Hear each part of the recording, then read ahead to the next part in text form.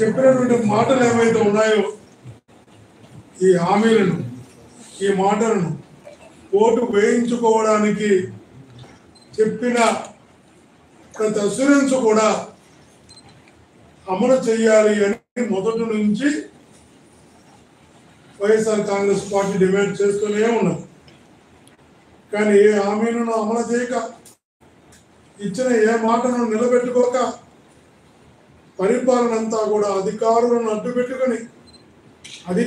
అడ్డుపెట్టుకొని దాడులు చేయడానికి, కేసులు పెట్టడానికి, అరెస్టులు చేయడానికి సుమారుగా 800 మంది పైన దాడులు జరిగాయంటే సుమారు 400 మంది ఇప్పటికి హత్యగా గావించబడ్డారు. అంటే ఈ 1 yearలో ఈ పాలన ఎక్కడికి వెళుతుందో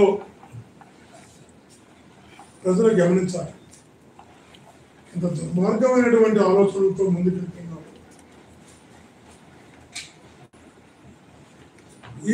ఇట్లా ప్రజలపై జరుగుతున్నటువంటి ప్రజలను వంచి ప్రజలకు వెన్నుపోటు పొడిచినందుకు వెన్నుపోటు దినంగా ప్రకటిస్తూ ప్రజలతో కలిసి 4వ తారీఖు 175 నియోజకవర్గాలలోనూ ఈ ప్రజా వ్యతిరేక ప్రభుత్వానికి వ్యతిరేకంగా జరగనున్న ఈ ప్రజా పోరాటంలో ప్రతి ఒక్కరు కూడా స్వచ్ఛందంగా భాగస్వాములు కావడానికి సంసిద్ధంగా ఉన్నారు. ఆ ప్రజా భాగస్వామ్యంతో వైఎస్ఆర్ కాంగ్రెస్ పార్టీ కూడా ప్రజల పక్షాన నిలబడి ప్రజలతో కలిసి చంద్రబాబు చేసినటువంటి ఈ మోసాన్ని, ఈ వెన్నుపోటును ఉన్నటువంటి ప్రతి ఒక్కరు కూడా రుచి చేయాలి అని ప్రతి ఒక్కరికి విజ్ఞప్తి చేస్తూ ఆ ఒంగోలు పార్లమెంట్లో ప్రతి నియోజకవర్గంలో కూడా ఈ ప్రజా వ్యతిరేక ప్రభుత్వానికి వ్యతిరేకంగా ఈ పోరాటం గట్టిగా జరుగుతుందని తెలియజేస్తూ థ్యాంక్ యూ అనంతరం.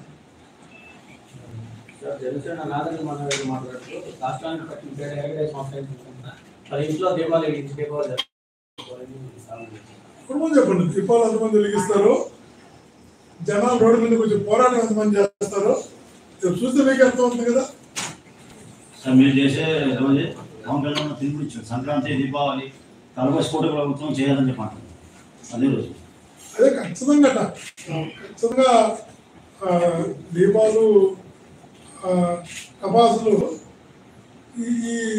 ఈ సంవత్సరంలో చేసినటువంటి ఈ మోసానికి వ్యతిరేకంగా కూడా ప్రజలు తెలుస్తుంది కదా. ప్రజలు రోడ్డుపైకి వచ్చి ఈ ప్రభుత్వానికి వ్యతిరేకంగా ఎంతమంది పోరాటం చేస్తారో, ఎంతమంది దీపాలు వెలిగిస్తారో మీరే సాక్షి.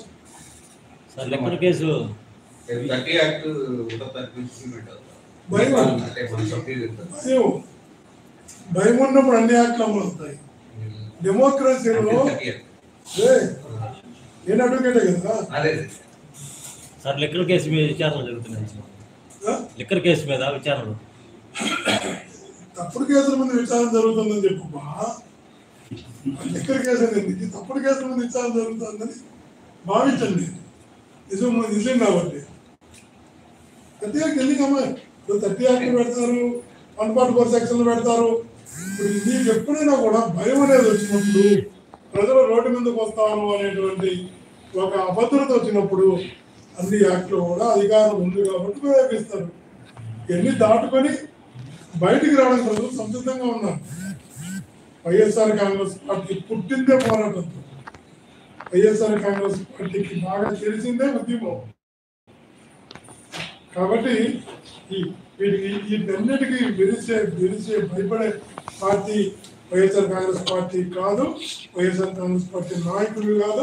వైఎస్ఆర్ కాంగ్రెస్ పార్టీ కార్యకర్తలు కూడా హత్యలకు 144 సెక్షన్లకు భయపడే రకాలు కాదని కూడా మీ ద్వారా తెలియజేస్తుంది.